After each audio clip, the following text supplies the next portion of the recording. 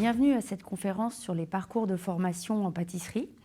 Je suis Caroline Franceschini, responsable du département boulangerie-pâtisserie à Ferrandi-Paris, bien évidemment, sur le campus de Paris. Alors, quand on regarde l'offre de formation en pâtisserie, on a énormément de stages. Ça va du CAP en 2 ans, du CAP en 1 an, vous avez des CAP connexes, vous avez des formations CAP post-bac, vous avez également un bachelor, vous avez des stages en formation continue de perfectionnement ou sur les fondamentaux de la pâtisserie. Et parfois, c'est un petit peu difficile de se repérer et de savoir sur quelle formation il faut candidater. Donc là, l'objectif de cette conférence, c'est de voir ensemble les différentes formations, les différences entre ces différentes formations et également quels sont les parcours de formation que l'on peut faire à partir d'un CAP ou d'une autre formation. Donc je vous propose de commencer par le CAP pâtisserie en 2 ans. C'est le diplôme de base. Alors quand je dis diplôme de base, c'est absolument pas quelque chose de péjoratif. C'est un diplôme qui se fait en 2 ans, chez nous en apprentissage, et initialement il se fait à l'issue d'un cycle de 3e, à l'issue d'une classe de 3e. Sur ce diplôme, on recherche 2 objectifs. Déjà l'apprentissage d'un métier. Là, en l'occurrence, la pâtisserie, mais si vous êtes sur un CAP boulangerie, ça sera l'apprentissage de la boulangerie. Et puis, on cherche également à améliorer les compétences en enseignement général, c'est-à-dire qu'on continue les apprentissages qui ont été faits jusqu'en 3e. Donc, on a des cours de français, on a des cours de maths, on a des cours d'anglais également, langue vivante, mais chez nous, c'est uniquement l'anglais, physique, chimie, de l'EPS également. Et tout simplement, quand on passe le diplôme, à la fin des 2 ans, vous avez des épreuves pratiques, mais vous avez des épreuves de français, de maths, d'anglais, de PS. Donc ça, c'est notre diplôme en 2 ans. Après, on peut être, dans certains cas, dispensé de ces épreuves d'enseignement professionnel. C'est le cas de certaines personnes qui ont déjà un CAP, dans un autre domaine, ou alors des gens qui auraient un diplôme supérieur au CAP. Je pense par exemple à tous ceux qui auraient un bac général ou bac professionnel. À ce moment-là, ça nous permet, nous, de vous proposer des formations qui sont uniquement sur 1 année et qui sont uniquement axées sur la partie professionnelle de la formation. Donc là, on ne fait plus que des TP, on oublie complètement la partie enseignement général. Et du coup, c'est ce qu'on appelle les CAP connexes ou les CAP post-bac. Et ça se fait bien sûr du coup sur 1 an.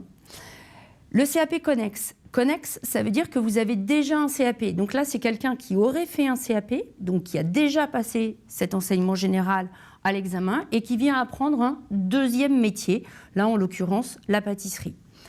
En 1 an, chez nous en apprentissage. 2e cas, ce sont les CAP post-bac. Le CAP post-bac, c'est quelqu'un qui aurait un bac, soit un bac classique, général, ou un bac technologique, et qui cherche, enfin qui souhaite se réorienter finalement sur la pâtisserie. Donc là encore, plus besoin de passer ces épreuves d'enseignement général, et on va aller directement à l'essentiel en faisant 1 an de formation chez nous, uniquement axée sur la partie professionnelle. En revanche, à la différence des 2 autres formations que je vous ai proposées, cette formation, c'est une formation qui est payante, ce qu'on appelle une formation en temps plein. Une fois qu'on a fait ce CAP, on a différentes possibilités, on a des poursuites d'études qui sont possibles. Alors on peut faire ce qu'on appelle des spécialisations.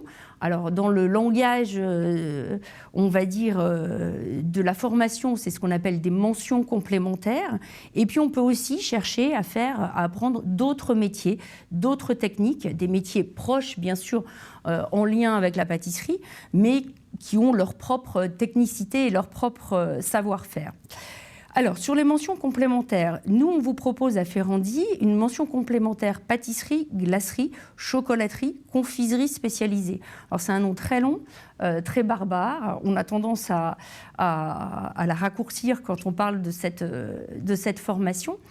Là, l'objectif, c'est bien sûr d'approfondir ses connaissances en pâtisserie, mais c'est surtout de commencer, en tout cas, de faire un apprentissage en toutes les techniques de chocolaterie, confiserie et glacerie qui ne sont plus vues dans le CAP, sur le programme actuel du CAP. Donc là, l'idée, c'est vraiment de se spécialiser en pâtisserie, mais d'apprendre aussi d'autres techniques, aussi bien en chocolaterie qu'en confiserie, qu'en glacerie. On peut également faire une mention complémentaire, employé traiteur. Là, ça va être pour tous les apprenants qui souhaitent se diriger sur la pâtisserie, mais la pâtisserie, on va dire en gros volume, telle qu'on peut la faire sur des manifestations auprès d'entreprises de traiteurs. On peut aussi choisir de continuer ses études et d'apprendre donc un autre métier. Donc je vous parlais donc des CAP connexes tout à l'heure, et donc vous pouvez faire un CAP connexe en boulangerie. À mon avis, c'est quelque chose qu'il faut vraiment envisager si on fait un CAP pâtisserie. C'est très intéressant selon moi de faire un CAP connexe boulangerie parce que ça vous apprend un deuxième métier.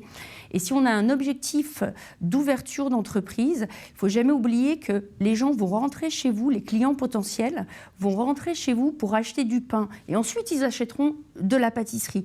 Mais le premier acte d'achat, ce qui les fait rentrer dans une boutique, ça va être l'achat du pain. Donc, la technique, le savoir-faire de la boulangerie est vraiment très très important à acquérir. On peut également se spécialiser, apprendre le métier de chocolatier et réaliser à ce moment-là un CAP connexe chocolatier. Toutes ces formations, que ce soit les mentions complémentaires ou les CAP connexes, se font en apprentissage et donc durent 1 an.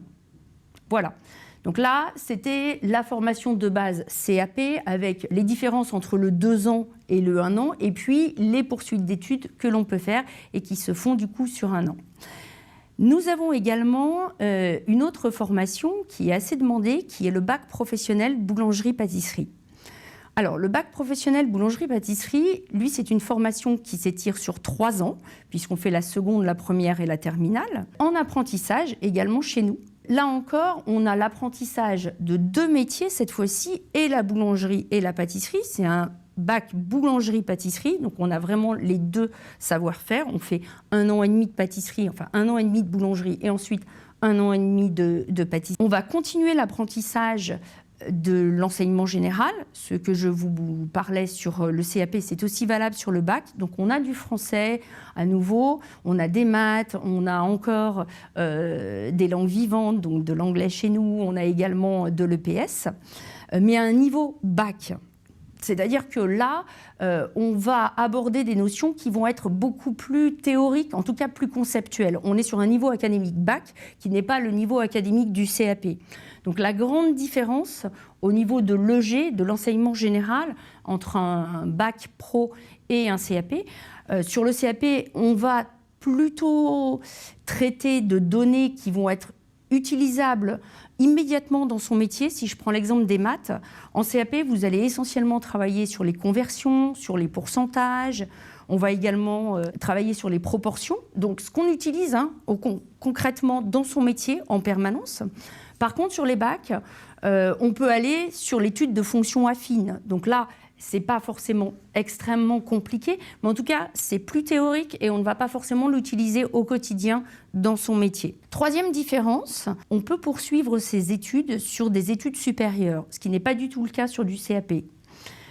Poursuivre sur des études supérieures, on ne le sait pas automatiquement, mais en tout cas, quand vous avez un bac pro, vous pouvez rentrer par exemple dans une fac de droit. Alors, bien sûr, vous allez rentrer dans un cycle licence, vous ferez une année supplémentaire qui est l'équivalent d'une mise à niveau de licence, mais vous pouvez très bien, après un bac boulangerie-pâtisserie, vous destiner à des carrières juridiques, sans aucun souci.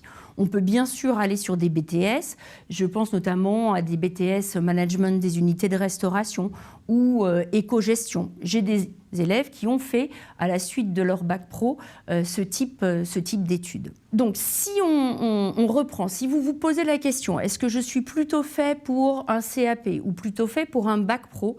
Il y a 3 questions essentielles à vous poser. La première, c'est est-ce que j'ai une appétence pour les 2 métiers ? Est-ce que j'aime et la pâtisserie et la boulangerie ? Si c'est oui, on peut aller sur un bac pro. Si c'est non, n'oubliez pas, sur le bac pro, vous ferez les 2 métiers. Vous apprendrez les 2 métiers. Et donc, effectivement, si vous êtes allergique à la boulangerie, je vous conseille de plutôt vous diriger vers un CAP pâtisserie où pendant les 2 ans, effectivement, vous ne ferez que de la pâtisserie. La deuxième question à se poser, c'est est-ce que je suis capable et est-ce que j'ai envie, sur les matières d'enseignement général, d'aborder des notions qui sont un petit peu plus complexes, un petit peu plus abstraites. Ce n'est pas forcément donné à tout le monde. Et puis, on a parfois des élèves qui n'ont plus du tout envie d'être sur un apprentissage déconnecté de leur métier. Donc là, effectivement, si c'est « oui, je me sens capable d'apprendre des notions un petit peu plus complexes, un petit peu plus théoriques », on peut aller sur un bac pro. Si c'est non, je préfère être sur des notions qui sont directement utilisables au quotidien dans mon métier. À ce moment-là, il vaut mieux se diriger vers un CAP. La troisième et dernière piste pour différencier, c'est est-ce que je veux faire des études supérieures? Le bac pro vous le permettra, le CAP ne le permettra pas. Donc effectivement, pour des personnes qui ne savent pas trop encore si à l'issue de leurs 2 ans ou de leurs 3 ans de formation, ils en feront réellement leur métier. Moi, je conseille plutôt un bac professionnel parce que là, les portes ne sont pas fermées. On peut s'orienter vers des univers totalement différents. On va aborder ensuite une troisième formation qui est une troisième porte d'entrée chez Ferrandi pour faire de la pâtisserie, qui est le bachelor art culinaire et entrepreneuriat, option pâtisserie. Ce bachelor, c'est une formation en 3 ans qui est payante sur les 3 ans, qui est visée par le ministère de l'Enseignement supérieur. Donc là, on est vraiment sur des études supérieures, ce qui fait que vous ne pouvez postuler sur ce bachelor qu'après un bac général ou un bac technologique. Là, vous n'allez plus avoir du tout de matière générale, comme je vous parlais de français tout à l'heure, de maths sur les CAP, sur les bacs pro. Là, on va avoir des matières, on va dire, entrepreneuriales, puisque ce bachelor a pour objectif de vous former à un métier, là en l'occurrence la pâtisserie, qui sera même plutôt axé sur la pâtisserie de restaurant, tout ce qui est technique de dessert à l'assiette, mais également sur la création d'entreprises. Donc la vraie dominante de ce bachelor, c'est un côté pâtisserie et une dominante entrepreneuriale très forte. Je vous propose maintenant d'aborder les différents parcours de formation que nous pouvons faire à partir de ces 3 données, ces 3 diplômes d'entrée. Et ça nous permettra également d'aborder une dernière formation qui est le BTM pâtisserie, dont je n'ai pas encore parlé. Je vais commencer à l'inverse de tout à l'heure. Je vais commencer par le bachelor.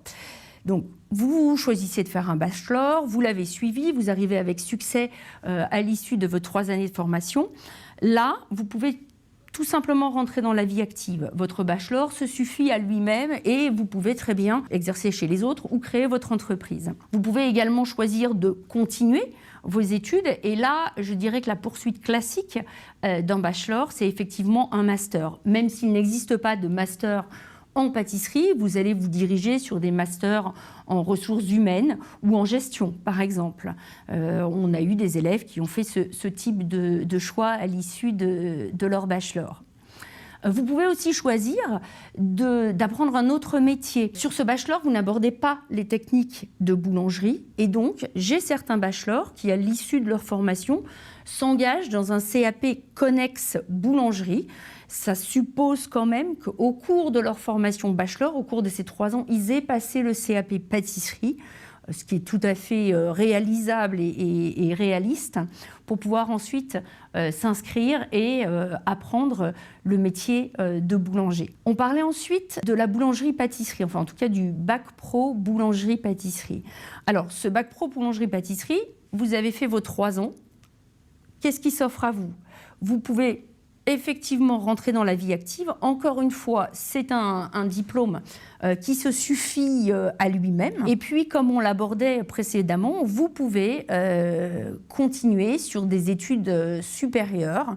Donc, on parlait notamment de BTS. Ensuite, vous avez fait un CAP. Vous êtes arrivé au terme de vos 2 années de formation, si vous l'avez fait après la 3e, ou au terme de votre année de formation, si vous l'avez fait après un bac général. Et là, je reviens sur les formations que j'ai déjà citées. Vous pouvez bien sûr faire une spécialisation. Donc on parlait tout à l'heure des mentions complémentaires traiteurs, employés traiteurs, de la mention complémentaire pâtisserie, glacerie, chocolaterie, confiserie spécialisée. Vous pouvez également faire un CAP connexe en boulangerie.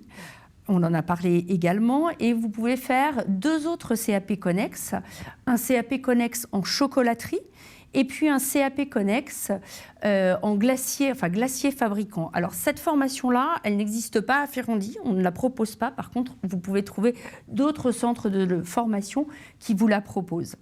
Une fois que vous avez fait soit cette mention complémentaire, soit ce CAP connexe, vous pouvez continuez encore vos études et rentrez sur ce qu'on appelle un BTM, un brevet technique des métiers. Alors j'insiste sur cette formation, c'est vraiment une formation sur laquelle on peut rentrer uniquement lorsqu'on a déjà 2 diplômes dans les métiers de la pâtisserie. Donc il faut impérativement être titulaire d'un CAP pâtisserie et puis soit d'un CAP connexe chocolatier ou d'un CAP connexe glacier, ou alors d'une mention complémentaire pâtisserie, glacerie, chocolaterie, confiserie spécialisée ou employé traiteur. Ça ne marche pas si vous avez fait un CAP connexe boulangerie. Il faut vraiment que la pâtisserie soit le cœur de métier de ces 2 diplômes. Cette formation, c'est une formation qui se fait en 2 ans. En apprentissage et l'objectif c'est de former des futurs chefs de laboratoire. Donc on est vraiment sur une formation à un haut niveau de technicité professionnelle. C'est un niveau équivalent au bac, il n'y a plus du tout d'enseignement général, vous n'avez plus le français, les maths, l'anglais.